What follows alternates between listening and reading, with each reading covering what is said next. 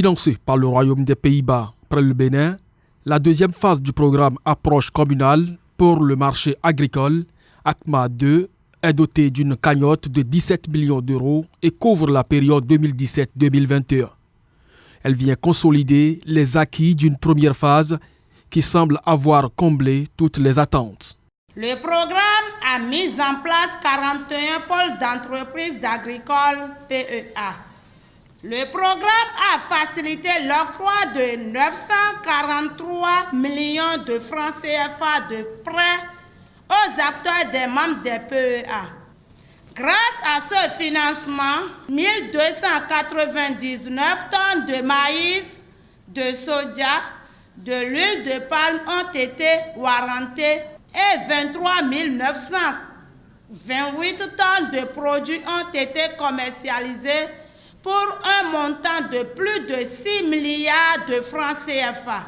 Destiné à accroître les revenus agricoles des acteurs économiques à la base, en vue de contribuer à l'amélioration de la sécurité alimentaire et nutritionnelle des populations rurales des départements de l'Ouémé, du Plateau, du Zou et désormais des collines, le programme ACMA 2 s'impose de grandes ambitions. Entre autres, nous voulons que 60 000 acteurs économiques soient impliqués à travers les PEA que nous employons, dont 40% de femmes et 20% de jeunes. Nous voulons aussi accroître de 20% les revenus des acteurs des PEA appuyés par le programme. Nous aurions souhaité aussi que 35 000 producteurs agricoles appliquent les pratiques agricoles améliorées. Pour atteindre ces objectifs, ACMA 2 entend axer ses interventions sur 5 domaines. Premièrement, nous allons vraiment appuyer le maillon production. Nous avons également un domaine qui s'occupe de l'accès au marché et de la professionnalisation des acteurs. Nous allons continuer sur un domaine qui est l'accès au financement agricole. Une autre innovation, c'est les MTIC, les nouvelles technologies de l'information et de la communication au niveau de l'agriculture. Un dernier élément, c'est les concertations publiques-privées. Notons que les produits prioritaires pris en compte par le programme sont l'huile de palme, le maïs, le soja, l'arachide, le manioc, le piment, le poisson.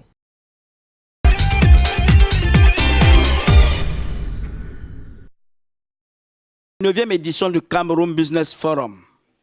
En présence de près de 17 ministres, les échanges ont tourné autour de l'amélioration de la vie économique, du climat des affaires, de la lutte contre la corruption, des détournements des deniers publics, de la consolidation de la paix, de l'ouverture du capital des entreprises publiques aux opérateurs privés, enfin, du renforcement de la professionnalisation. Et je crois que ce processus va se poursuivre dans le sens d'une relation, on va dire, un peu plus étroite entre le secteur privé et le secteur public. Le gouvernement et les milieux d'affaires ont en effet planché sur les modalités à déployer pour oxygéner les petites et moyennes entreprises, selon des orientations du chef de l'État camerounais qui avait demandé le paiement prioritaire de la dette extérieure due aux PME et leur accès au financement bancaire. On s'est entendu que le secteur privé devrait faire des entreprises ce qu'il doit faire pour que les banques acceptent de leur donner du crédit. L'État qui encadre ce secteur privé en termes de renforcement de capacité va aussi faire son travail pour qu'ensemble on puisse sortir de là avec des entreprises qui seront capables d'aller vers le secteur financier et que celui-ci soit capable de leur donner satisfaction. Mais attention, c'est une œuvre de longue haleine.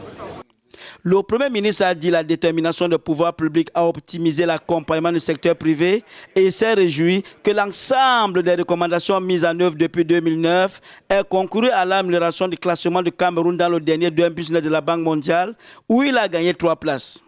Pour rappel, le Cameroun Business Forum est une plateforme de dialogue entre le secteur public et le secteur privé pour l'amélioration du climat des affaires au Cameroun.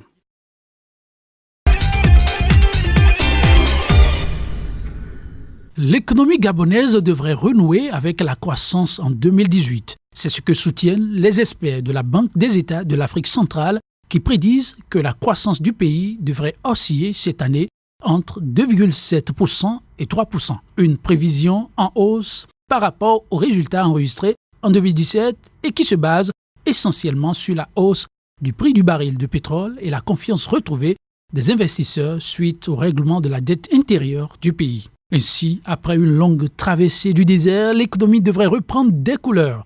En effet, en 2016, le pays avait enregistré une croissance de 2,1% avant de marquer en 2017 un net repli, obligeant ainsi les autorités gabonaises à mettre sur pied en janvier 2017 un plan de relance économique avec l'appui de la Banque africaine de développement et du Fonds monétaire international. Objectif visé, donner un nouveau souffle à l'économie gabonaise en gérant les insuffisances budgétaires et macroéconomiques. Autant de dispositions qui devraient permettre au pays de diversifier et de transformer son économie tout en renouant avec la croissance de cette année 2018.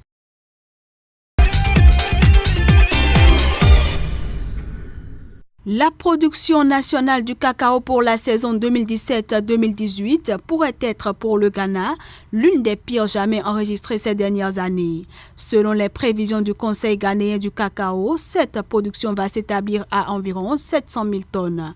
Ce recul de la récolte est lié principalement aux faibles précipitations enregistrées durant la campagne principale.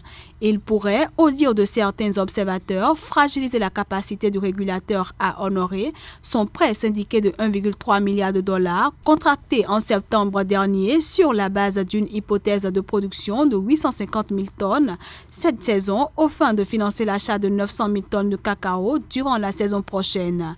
De quoi assombrir davantage le tableau de cette filière cacao ghanéenne déjà minée par la volonté de maintenir un prix aux producteurs élevé et la nécessité de s'adapter à la dégringolade des cours. Ce qui avait conduit le gouvernement ghanéen à annoncer au mois de janvier la fixation d'un tarif aux producteurs équivalent à 70% du prix mondial à partir de 2018-2019.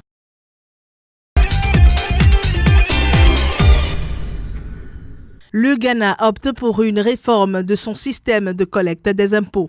L'objectif visé est d'élargir l'assiette fiscale du pays à travers l'intégration des sociétés du secteur informel à la base fiscale nationale après une année 2017 mitigée où seulement 6 milliards de dollars ont été récoltés contre une prévision de 6 milliards 6 de dollars.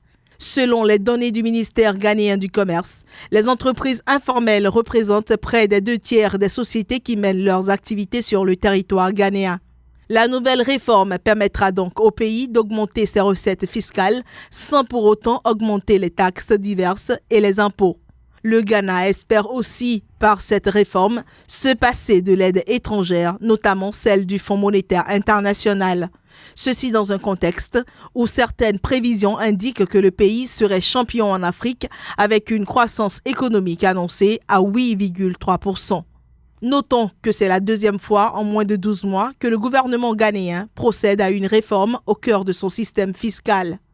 En septembre 2017, le pays avait lancé, sans augmentation des charges fiscales, une nouvelle politique en matière de timbre fiscal en vue de lutter contre la contrefaçon, mais aussi et surtout améliorer la génération des revenus fiscaux et parafiscaux.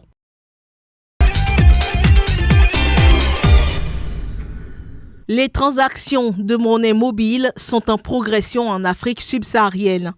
En 2017, ces transactions ont augmenté de 14,4%, atteignant 19,9 milliards de dollars.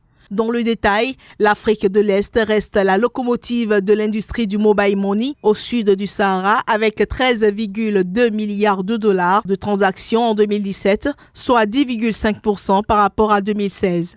Vient ensuite l'Afrique de l'Ouest qui a enregistré 5,3 milliards de dollars de transactions en hausse de 15,2%.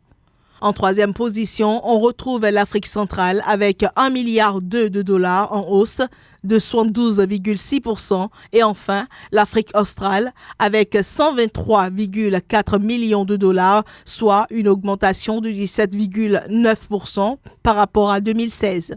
Cette année-là, l'Afrique subsaharienne comptait 338 millions de comptes de mobile money enregistrés, dont 56,4% en Afrique de l'Est, 30,9% en Afrique de l'Ouest, 9,7% en Afrique centrale et 3% en Afrique australe. Désormais disponible dans 90 pays à travers le monde, où l'on dénombre au total 690 millions de comptes enregistrés, l'industrie de mobile money a traité en 2017 $1 milliard par jour et généré des revenus de plus de 2,4 milliards en hausse de 34% comparativement à 2016. Un engouement qui pourrait s'expliquer par le fait que les transferts effectués via le téléphone mobile sont désormais 50% moins chers que ceux réalisés via les sociétés spécialisées dans les transferts de fonds.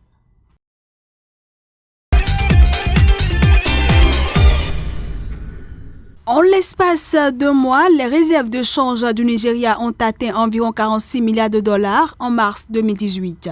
Ceci représente une augmentation de 3,2 milliards de dollars par rapport au niveau atteint au mois de février et qui est de 42,8 milliards. Selon la Banque centrale du Nigeria, cette hausse continue des réserves du pays est le résultat des efforts qu'elle déploie pour décourager vigoureusement les importations inutiles et à en réduire la facture tout en favorisant l'augmentation des exportations de pétrole et de produits non pétroliers. Cette politique a permis au pays de stimuler l'offre de produits de substitution locaux en remplacement des produits importés. La méthode adoptée par la Banque centrale nigériane a aussi permis de créer des emplois et d'améliorer les revenus des agriculteurs et des fabricants locaux. Pour rappel, la Banque centrale nigériane avait été contrainte de puiser dans ses réserves afin de soutenir le Naira au moment où le pays a plongé dans une crise économique causée en grande partie par la chute sur le marché international des prix du pétrole qui alors contribuait à 70% à ses revenus et à 90% à ses ressources en devises. La tendance semble aujourd'hui être renversée grâce à la série de réformes structurelles et macroéconomiques initiées dans le pays et à la remontée des coûts du pétrole.